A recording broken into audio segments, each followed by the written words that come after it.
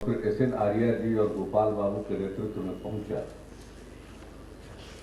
तो उसी समय बात मेरी समझ में आ गई कि लगातार तीसरी बार मुझको एक ही प्रकार के कार्यक्रम में लोग क्यों बुला रहे हैं। तो मैंने बहुत पूरेदने की कोशिश की कि कोई बात है तो पहले बता दीजिए। तो इन लोगों ने कहा कोई बात नहीं, आ जाइए थोड़ी देर के लिए, बड़ी खुशी होगी। कहा तो ये इन लोगों ने कि आप जानते ही हैं पीएमसीएच के जितने पढ़े हुए डॉक्टर्स हैं वो बाहर भी बहुत संख्या में हैं, और इस बार फिर लोग आए हैं तो आपका एक कर्तव्य बनता है कि जो लोग बिहार के और बिहार से पढ़कर देश के बाहर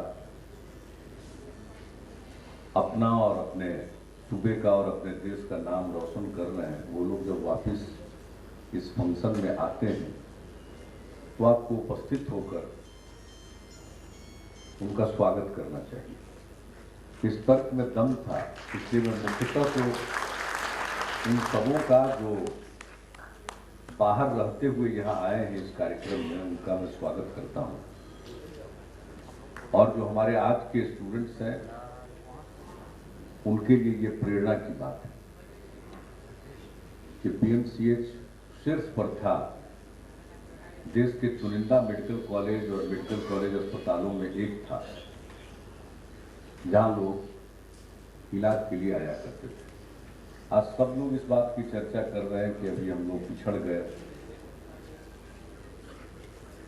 तो ठीक ही कहा अरुण अग्रवाल जी ने और चंद अन्य लोगों ने भी इस बात का जिक्र किया। अब वो जमाना कुछ और था। अब आज टेक्नोलॉजी का इतना विकास हो चुका है कि अगर उसके साथ कदम में कदम मिलाकर नहीं चलेंगे तो स्वाभाविक तौर पर पीछे छूट जाएंगे। और यही हुआ है, क्योंकि मेडिकल कॉलेज चलाने की जिम्मेवारी सरकार की है और सरकार में इतनी तेजी से निर्णय नहीं हो पाते, ये हकीकत है।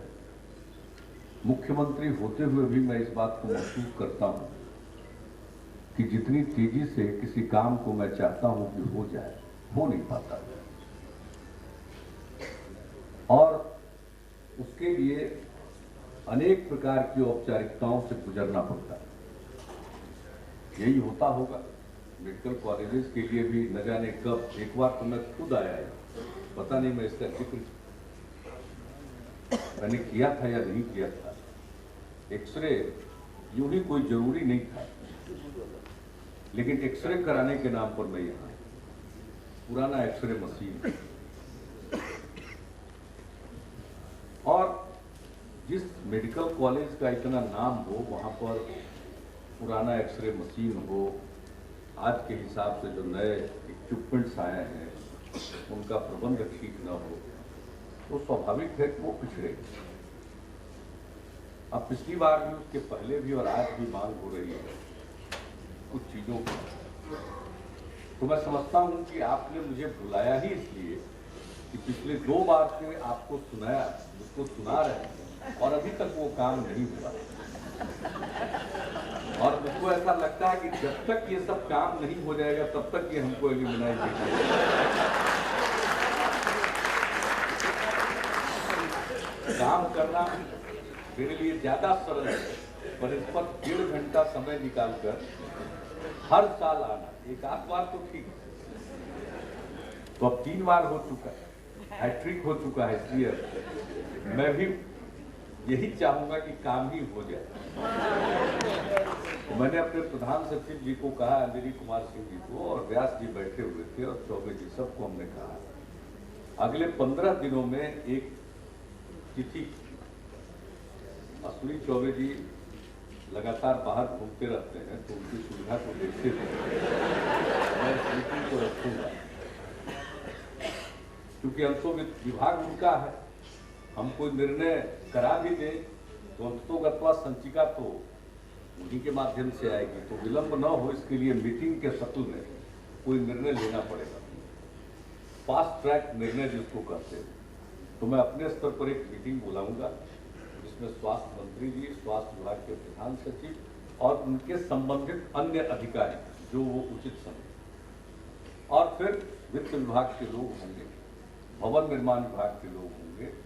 और ये बात तो बिल्कुल सही है कि अगर अस्पताल चलेगा और अस्पताल के बिजली का काम कोई देखे, कोई छोटा मोटा रिपेयर हो तो उसका काम कोई देखे, सीवेज का काम कोई देखे, वाटर सप्लाई का काम कोई देखे, तो वो चलता नहीं।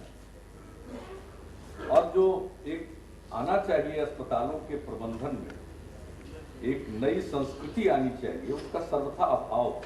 ये पुराना तरीका है, सरकार चलाती है तो सरकार के अलग अलग महकमे बने हुए हैं और उन विभागों का दायित्व, लेकिन आज अब वो संभव उस ढंग से हो नहीं पाता है, कोऑर्डिनेशन की कमी हो और दबाव भी बढ़ रहा, मरीजों का दबाव, परिस्थिति का दबाव।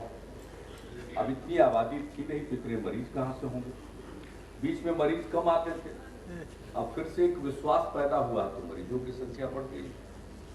पहले तो कोई प्राथमिक स्वास्थ्य केंद्र में भी नहीं जाता था। आप सबको मालूम है 2006 के जनवरी फरवरी में हम लोगों ने सर्वे कराया था सरकार बनने के 2-3 महीने के अंदर, तो पूरे बिहार में प्राथमिक स्वास्थ्य केंद्रों पर प्रति माह औसतन 39 मरीज जाते थे, यानी एक दिन में एक या किसी दिन भूले भटके 2 मरीज। और हम लोगों ने कुछ निर्णय लिया, 24/7 डॉक्टर्स और पैरामेडिक स्टाफ की उपस्थिति सुनिश्चित कराई और मुफ्त में दवाएं देना शुरू किया। और उसका परिणाम हुआ कि जब अक्टूबर नवंबर में दोबारा सर्वे हुआ तो मरीजों की संख्या प्रति माह औसतन एक प्राथमिक स्वास्थ्य केंद्र पर 2500 से 3000 थी और आज हालत ये है कि 8000 से लेकर 9000 की, यानी प्रतिदिन 300 मरीज जा रहे हैं।